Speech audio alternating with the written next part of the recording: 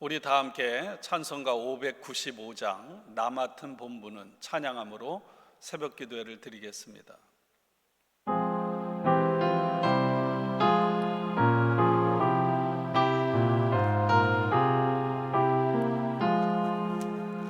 나 맡은 본분은 우주를 높이고 문 영원 구원 얻도록 잘 인도함이라.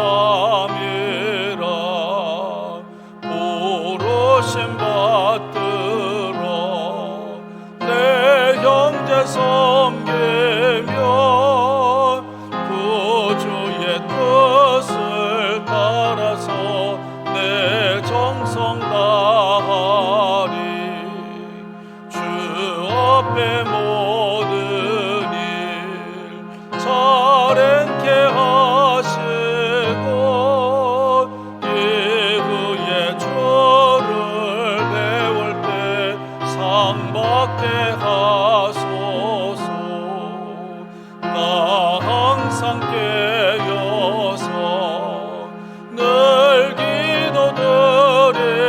기도드리며 내 믿음 변치 않도록 날 도와주소서.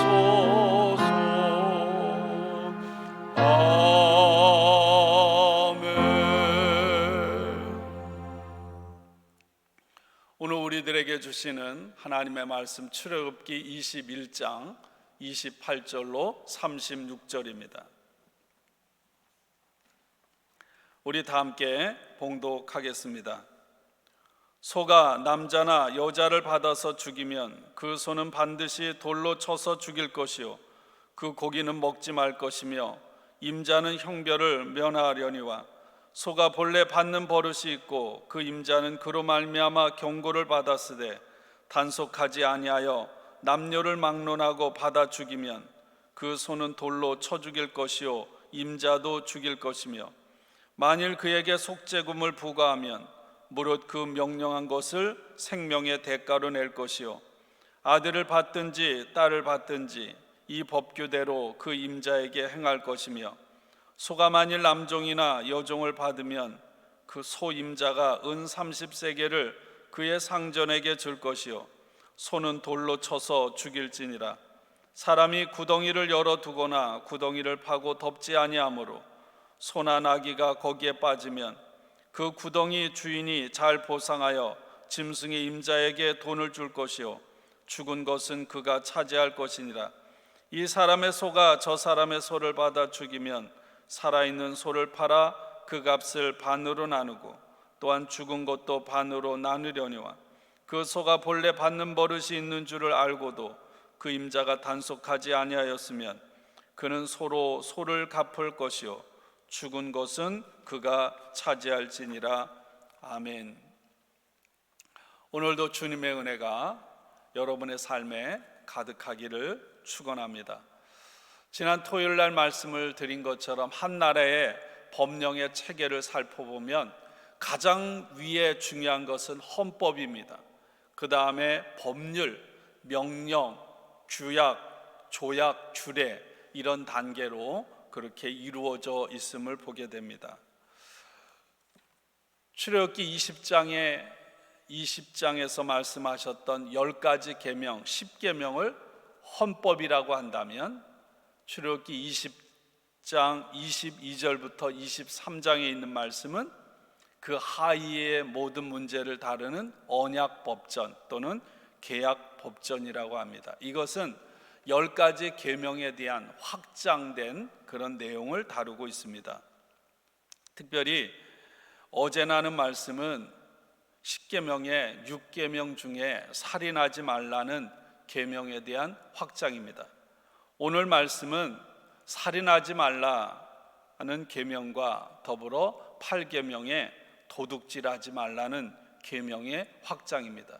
남의 생명을 빼앗는 것, 남의 재산을 빼앗는 것도 도둑질에 속하기 때문이겠죠.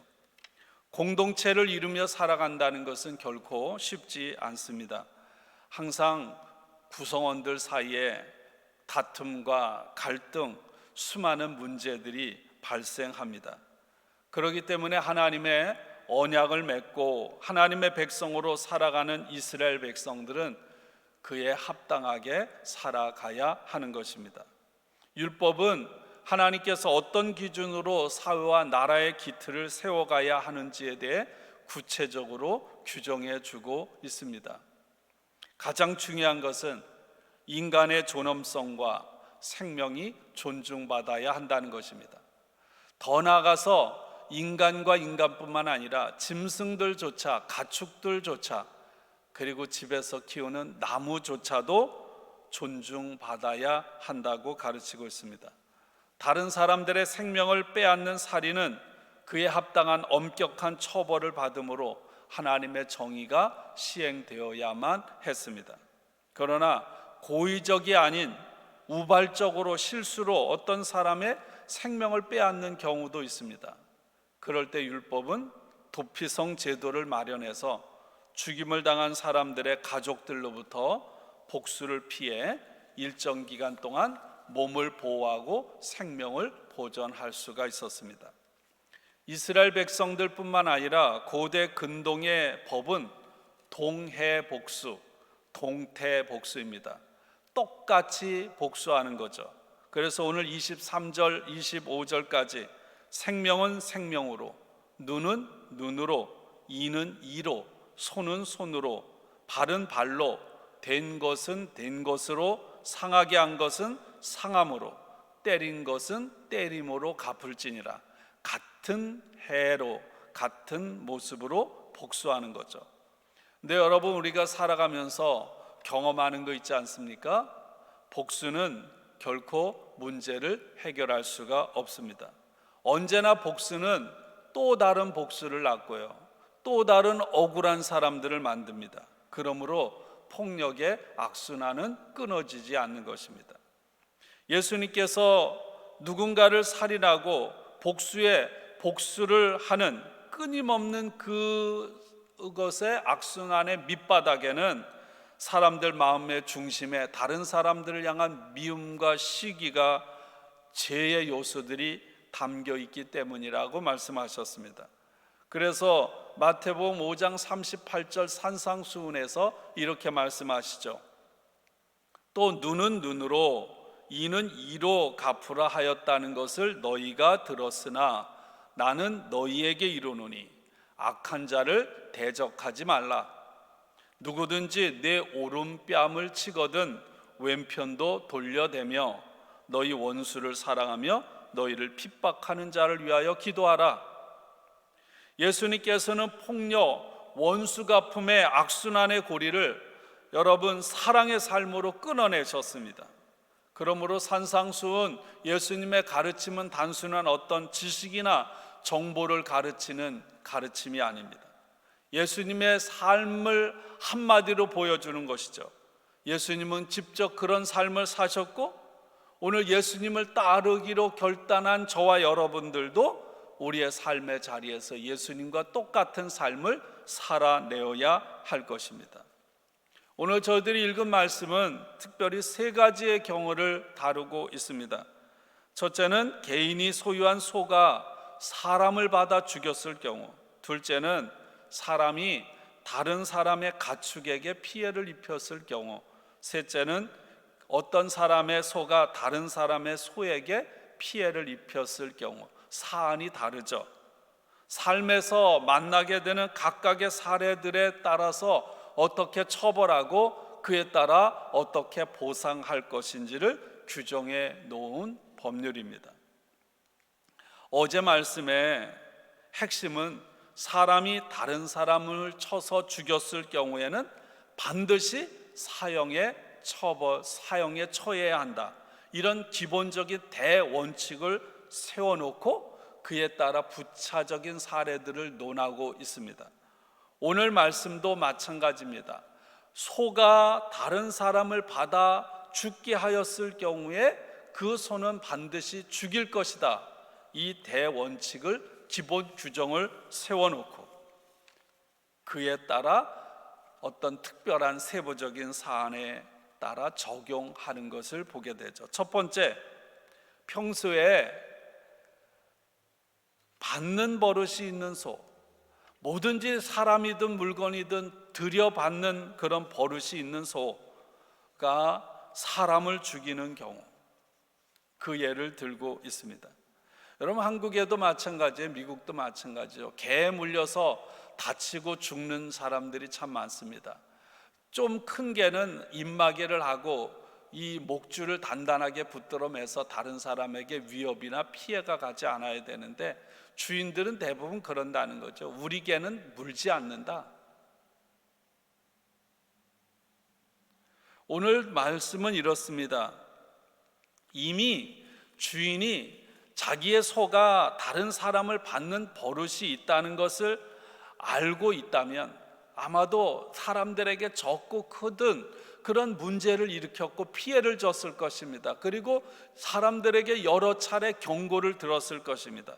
그럼에도 불구하고 주인이 그 소를 적절하게 제어하거나 어떤 방지책을 마련하지 않아서 다른 사람을 죽이게 될 경우, 그 책임은 소뿐만 아니라 소의 주인에게도 있다는 것입니다. 그래서 소와 주인을 돌로 쳐 죽이라는 것입니다.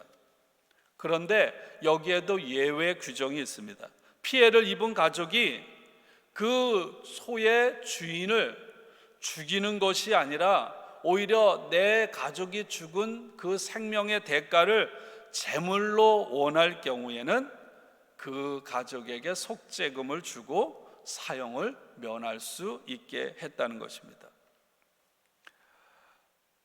만일에 소가 사람을 죽이는데 그 소가 죽인 사람이 종이라면 또 다른 경우, 다른 그런 법을 적용할 수 있습니다. 소가 만일 종을 받아서 죽였다면 소를 돌로 쳐 죽이라. 다만 이 경우에도 소의 주인이 종의 주인에게 정해진 속죄금으로 은 30세겔을 내어야 한다고 규정하고 있습니다. 왜 이렇게 다른 적용을 할까요? 예수님 당시뿐만 아니라 이 구약 시대에도 종은 주인의 재산이었기 때문입니다. 재산에 대해서 손해를 입혔기에 그 소에 준하는 값인 은 30세겔을 몸값으로 지불하라는 것입니다. 여러분, 은 30세겔 하면 우리가 떠오르는 것이 있습니다. 예수님을 대제사장에게 은 30세겔에 팔아넘긴 가룟 유다입니다. 결국 그 일로 인하여, 물론 하나님의 계획이지만 예수님은 제사장들에게 넘겨져서 침문을 당하고 고문을 당하고 십자가에 죽임을 당하셨어요. 오늘 은 30세겔을 내므로 여러분, 이 주인이 그 청어벌에서 벗어나게 되었던 것처럼 은 30세겔에 팔려 고난을 당하고 십자가에 죽으심으로 인하여 주님께서 여러분 그분의 죽으심으로 저와 여러분의 모든 죄가 속량되고 오늘 하나님의 은혜로 구원받게 된 줄로 믿습니다. 두 번째 경우입니다. 다른 사람이 다른 사람의 가축에게 피해를 입혔을 경우에 관한 법입니다. 사람이 물을 저장하기 위해서 웅덩이를 파놓고 그 입구를 덮지 않아서 다른 사람의 소나 나귀가 지나가다 그곳에 빠져서 죽게 되었을 경우 구덩이 주인은 죽은 짐승의 주인에게 적절한 보상을 해야 했습니다. 아무리 내 땅에 구덩이를 파놓았다 할지라도 내가 그것을 관리하는데 부주의함으로 다른 사람의 가축을 죽게 하는 손해를 입혔다면 그에 대한 책임을 져야 한다는 거죠. 1996년 미국의 찬양 선교단 일행으로 선교 여행을 왔습니다. 저희 교회도 그때 처음 방문했고요. 요세미티를 가는 중에 도중에 맥도널드에 들렸습니다. 버스 운전을 하는 기사가 주차장에 버스를 세워두고 우리가 함께 가게로 들어가는 중에 앞에 조금 물이 고여 있었습니다. 기사가 그것을 건너려고 껑쭉 뛰다가 넘어졌습니다. 곧바로 점원들이 나와서 전화를 하고 하더니 앰뷸런스가 달려와서 그 흑인 기사분을 완전하게 조치를 해서 데리고 갔습니다. 살짝 건너뛰다 미끄러졌는데 다리가 부러진 거죠. 그 일로 인하여 저희들은 새로운 처음 경험을 하기도 했지만 다른 주에서 기사가 비행기를 타고 오는, 그래서 도착할 때까지 내내 기다렸던 기억이 있습니다.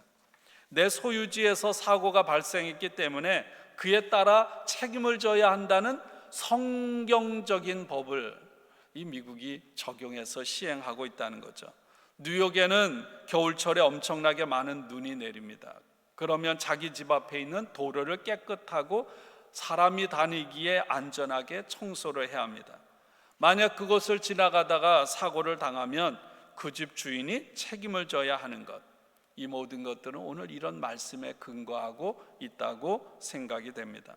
크게 세 번째로, 어떤 사람의 소가 다른 사람의 소를 받아 죽일 경우에 관한 법입니다. 사람과 관계되지 않은 소와 소 사이죠. 이 경우에는 훨씬 더 가벼운 처벌과 보상법이 따랐습니다. 그런데 여기서도 소가 만일 평소에 들이받는 버릇이 있는 소인지 아닌지에 따라서 적용하는 그런 내용이 달랐다는 거죠. 첫 번째, 우발적으로 발생한 사고라면 해당 사고 관련자 양측이 죽은 소와 살아있는 소를 똑같이 나누어 가짐으로 문제를 해결하라는 것입니다. 만일 소가 받는 버릇도 없고 주인이 의도하지도 않았는데 사고가 생겼다면 양측은 죽은 소의 고기를 반으로 나누어 갖고 살아있는 소를 팔아서 그 값을 또 반으로 나누어 갖도록 했습니다. 우발적이지 않았기 때문에. 그러나 받는 버릇이 있는 소라면 다르게 적용했다는 것. 평소에 다른 것을 들여받는 그런 버릇이 있다는 것을 알면서도 그에 따른 적절한 조치를 취하지 않아서 생긴 상해이기 때문에 그 책임은 그 소의 주인에게 있다는 것입니다. 이런 경우에는 다른 사람의 소를 받아 죽인 소의 주인은 죽은 소를 갖고, 그리고 피해를 입은 소 주인은 다른 살아있는 소로 보상, 그러니까 바꾸게 하는 거였죠. 오늘 이 말씀을 읽으면서 묵상하면서 깨닫게 되는 것이 있습니다. 여러분, 하나님이 세워서 다스리는 나라, 하나님의 백성들 사이에 하나님의 정의와 공의가 시행되어야 한다는 것이죠. 창세기 18장 19절에 하나님께서 아브라함을 부르신 목적을 말씀하고 있습니다. 정의와 공의를 행하기 위함이라. 사무엘 하를 읽으면서 그 말씀이 나와요. 예레미야, 여러 곳곳에 그런 말씀이 얼마나 많이 나오는지 몰라요. 정의와 공의를 행하라. 법이 올바르게 판단되고 힘 있는 자나 힘 없는 자에게 골고루게 저울추가 여러분 동일해야 된다는 거예요. 억울한 사람이, 죄 없는 사람이, 힘 없는 사람이 억울한 일을 당해서는 안 된다는 거예요. 그 차원만으로 그치는 것이 아닙니다. 여러분, 함께 살아가는 공동체 중에 먹을 것이 없고 가질 것이 없어서 고통 가운데 있는 사람들에게는 긍휼의 마음을 가지고 내가 그 사람을 책임지고 돌봐야 된다는 거예요. 하나님의 정의와 공의가 시행되는 것, 이것이 하나님 나라요 하나님의 백성들이 살아내어야 할 삶인 줄로 믿습니다. 또 하나 오늘 말씀을 보면 사람이든 가축이든 모든 것은 하나님께서 우리에게 주신 것, 하나님께서 저와 여러분에게 선물로 맡겨주신 것입니다. 그러므로 우리는 그것을 잘 관리하고 다스려야 하는 사명이 있습니다. 나에게 하나님께서 맡겨주신 그것이 내 몸이든 지식이든 물질이든 내 짐승이든 그것을 하나님께서 나에게 맡겨주신 그 본래의 목적을 따라 올바르게 사용해야 한다는 것. 마땅히 책임을 가지고 잘 다스려야 함에도 불구하고 그것을 방치함으로 생긴 문제라면 그에 따른 책임을 져야 한다는 거죠. 여러분, 저희 어릴 때만 해도요, 시골에서 소 한 마리는 그 집안의 가장 중요한 가보입니다. 소 한 마리는 모든 농사를 다 책임져 줄 수 있거든요. 다른 사람들의 농사를 거두는 일도 도와줄 수 있거든요. 그리고 그 소가 암소라면 가끔 송아지 한 마리를 낳으면 그 집안의 살림이 형편이 피는 거예요.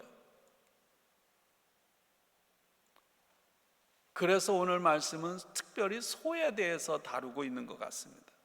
여러분, 우리는 하나님의 것을 맡은 청지기임을 믿습니다.